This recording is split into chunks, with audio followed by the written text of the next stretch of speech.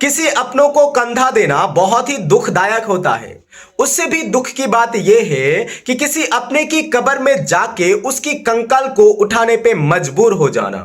जय हिंद दोस्तों, हम एक ऐसी देश में रहते हैं, हम एक ऐसी देश के नागरिक हैं जिस देश में सिस्टम तो है, जिस देश में कायदे कानून तो है, लेकिन वो सिर्फ गरीबों के लिए। 27 अप्रैल 2026 ओडिशा का रहने वाला जीतू मंडल जो अपनी बहन की देहांत के बाद बैंक पहुंचा, उसकी बहन की बैंक खाते में बचे हुए कुछ पैसे उठाने के लिए, लेकिन बैंक वालों ने कहा कि आपकी बहन को बैंक में लाना पड़ेगा। जीतू मंडल बहुत ही नम्रता के साथ कहा कि मेरी बहन अब इस दुनिया में नहीं रहे। तो बैंक वालों ने जीतू मंडल की इस बात को सुन के पैसा देने से इनकार कर दिया। जीतू मंडल जिसके पास दूसरा ऑप्शन ना होते हुए वो पहुंचा कब्रिस्तान, अपनी बहन की कब्र में जाके अपनी बहन की कंकाल को कब्र से उठा के अपने कंधे पे रख के 3 किलोमीटर अपने पैदल चले बैंक की ओर। जब वो बैंक पहुंचा अपनी बहन की कंकाल लेकर, तब उसे मिली 19,300 रुपये, जो पैसा उसका खुद का ही था। अब ये बात को, इस पूरी घटना को आप गौर से सोचो।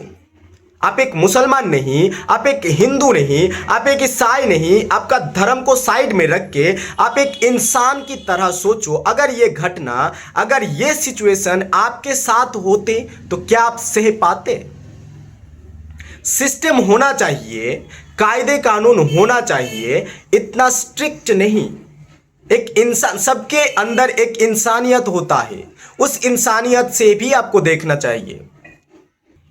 उस आदमी के बारे में सोचो जो अपनी बहन की लाश, जो अपनी बहन की कंकाल को कब्र से उठाया और उसकी बहन की कंकाल को कंधे पे रख के बैंक तक पैदल चले, अपनी बहन की, अपनी खुद की पैसा पाने के लिए, लाने के लिए। ऐसे सिस्टम पर तो थू है मेरे दोस्तों।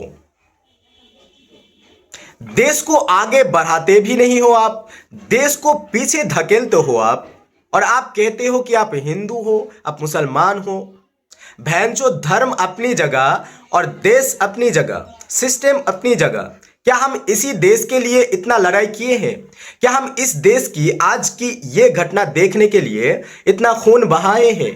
बिल्कुल नहीं। 100 बात की एक बात, देश हमारा है, देश को आगे हमें ही बढ़ाना पड़ेगा, लेकिन ये धर्म के नाम पे नहीं।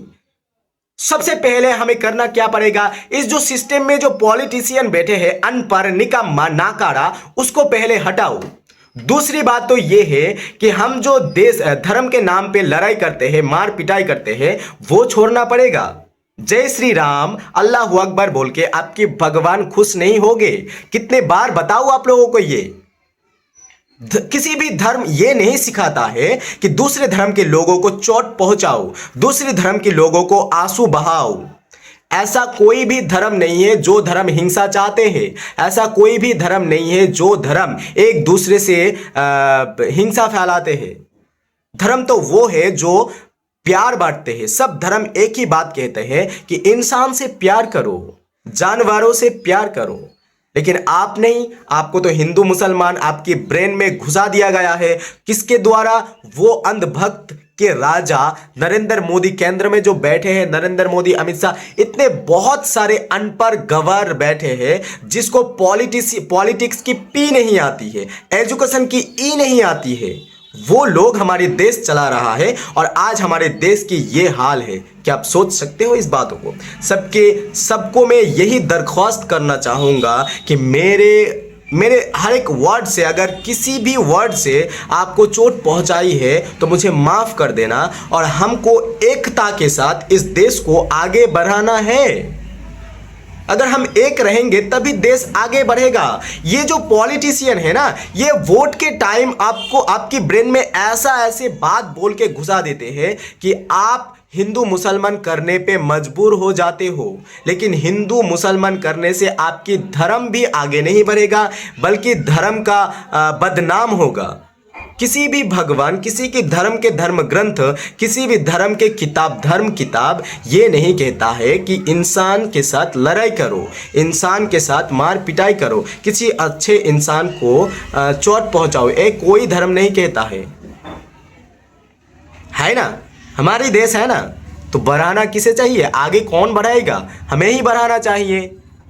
अगर जीतू मंडल की जगह आप होते, जीतू मंडल की जगह मैं होता, आप एक बार ये बात सोच के देखो, जो वो आदमी जो अपनी बहन की कब्र से अपनी बहन की कंकाल को, अपनी बहन की लाश को अपने कंधे पे रख के 3 किलोमीटर पैदल चले, क्या गुजरे होंगे उसके बारे में सोचो एक बार।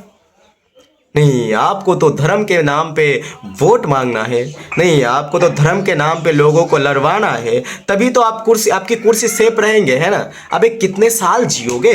60 साल तो हो गए हो अब, चलो मान लेते हैं आप 200 साल जियोगे, मरना तो है आपको भी, वो राम के पास ही तो जाना है आपको, है ना। अगर राम ने कहा कि मैंने तो मुसलमानों को तो मैंने ही बनाया था, तब क्या जवाब दोगे कि मेरे बनाए हुए मुसलमान को तुम चोट पहुंचाते हो क्यों? मुसलमान को भी मैंने बनाया है, सिख ईसाई को भी मैंने बनाया है, तो फिर क्यों ये धर्म के नाम पे लोगों को मारना पीटना काटना? सबको अधिकार है अपने धर्म को पालन करना, सबको अधिकार है अपने धर्म को मान के रहना। अगर कुछ सीखना है तो साउथ इंडिया चले जाओ, केरला, तमिलनाडु, चेन्नई, वहाँ के लोग, हर एक लोग, हिंदू मुसलमान सिख ईसाई अभी तक एक साथ जीते हैं, और वो राज्य हमारे इंडिया के सबसे सुंदर, सबसे शांति प्रिय राज्य है। सो गाइस, मैं सबको यही कहना चाहता हूँ कि एक साथ रहो, अच्छे रहो, खुश रहो, एक दूसरे पे काम आओ, एक दूसरे के काम आने के काबिल बनो। धन्यवाद।